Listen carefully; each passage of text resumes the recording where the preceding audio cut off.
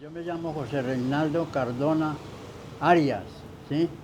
Llegué aquí en el 66, pero esto era una comisaría del Baupés, la capital Mitú, ¿sí? Y acá nos regresamos al retorno, allá fue donde nos fundamos, en el 66. Bueno, nos tocó irnos a pie desde acá hasta el retorno, porque no había ni carretera, ni nada, ni camino. Bueno, yo me hice cuando eso se llamaba un fundo, porque yo me fundé esto era baldío. Allá podía coger uno las hectáreas que quisieran. Yo me troché como 200 hectáreas. Y me fundé yo allá. Y yo gozo mucho por pensando una cosa, que eso me le cambiaron el nombre a todas estas tierras. Acá esto era una comisaría, porque esto apenas hace 32 años que es capital, ¿sí? De Guaviare. Entonces, el nombre de esas vainas en el retorno no tenía nombre del retorno ni nada, sino que nos hicieron una reunión a los colonos y nos invitaron porque venía una comisión de afuera. Venía comencemos aquí con don Hernando Villamizar, que era el dueño de todo esto donde es el pueblo. Ese señor ya murió. Y un senador. Entonces en el retorno lo que querían buscar era el nombre del retorno. Pero unos decían que fuera Caño Grande, otros decían no, que el retorno. Entonces había un sacerdote que era el que nos manejaba a nosotros allá. Nos traían los alimentos de Cáritas y la ropa, porque eso nos metió una pobreza muy berraca a nosotros, porque aquí no había quien le diera trabajo a uno, nada. Entonces me gustó mucho que tuvieron allá un diálogo muy importante entre el comisario y el padre. Entonces comenzaron, no, que yo pido que esto se llame el retorno. El otro dijo, no, que se llame Caño Grande. Entonces el cura pidió la palabra. Dijo, vea, ¿sabe cómo es el nombre del retorno? Pueblo Elata. Este pueblo se va a llamar Pueblo Elata. No nos interesan nombres de pueblos, sino que la gente tenga vías de penetración. Por ejemplo, tengan una carretera, una escuela, un puesto de salud, que es lo más importante, y el nombre eso no vale nada. Ese pueblo se llama Pueblo Elata. Entonces nosotros le cambiamos el nombre a todo eso, y para donde tenemos el nombre, digamos, Caño Chuapo. Un caño, ¿conocen por allá? Caño Chuapo, Caño Raya, donde es la libertad, el nombre de eso verdaderamente es Platanales. Platanales, eso no era ninguna momposina, la de acá, eso es Caño Raya. ¿Sí? Otra, que en el retorno tengo yo muy buena fama en la alcaldía, porque encontraron en los archivos de que yo regalé una hectárea de tierra para que existiera la primera escuela allá, porque el comisario del retorno era un paisano mío que ha sido retirado del ejército, Godofredo, que eso lo mató la guerrilla en la Libertad. Yo me fundé, fue allá en la trocha. ¿Ustedes han ido a la Boyacense o la Momposina, ¿sí conocen? Eso, yo me fundé ahí más arribita de donde es hoy en día la Momposina, ahí en la Boyacense. Entonces yo regalé, entonces el señor que manejaba el retorno, la comisaría era paisano mío, entonces yo regalé, me dijo que cuántos niños habían para hacernos una escuela allá en esa vereda. Le dije, no, pues hay 15, yo me trae unos datos de ellos, yo le puedo colaborar a usted con el profesor, y usted me colabora como yo sé hacer casas de astilla. Entonces yo hice una casa de astilla y regalé una hectárea de tierra para la escuela. Pero cuando eso pues era Potosí, nosotros le teníamos un nombre de Potosí.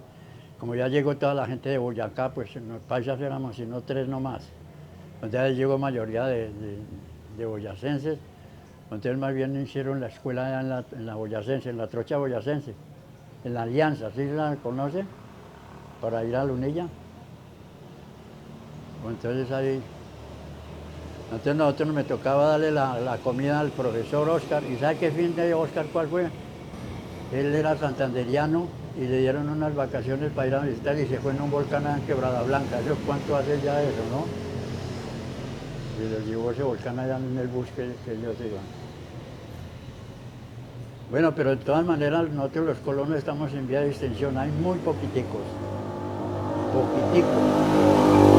Nosotros un día un señor aquí estaba hablando ahí y hasta me lo regañan, digo, yo tengo 40 años de vivir acá en el Guaviare, me conozco la problemática, le digo a un señor que me conoce, digo, es mejor que esté calladito, que si ese paisa lo llega a oír, ese sí le puede decir a usted cuánto hace que está acá. Y él diciendo a otro que la primera escuela existió allí en la Guaguaneta. Cuando nosotros llegamos había un kiosquito, una vaineta que no tenía nada de importancia. La primera escuela que existió en esta tierra fue porque yo regalé una hectárea y yo mismo hice la escuela. Y la comisaría nos colaboró con el profesor. No, pues esto era aquí en una sabana. Este era el dueño de esto, era don Hernando Villamizar.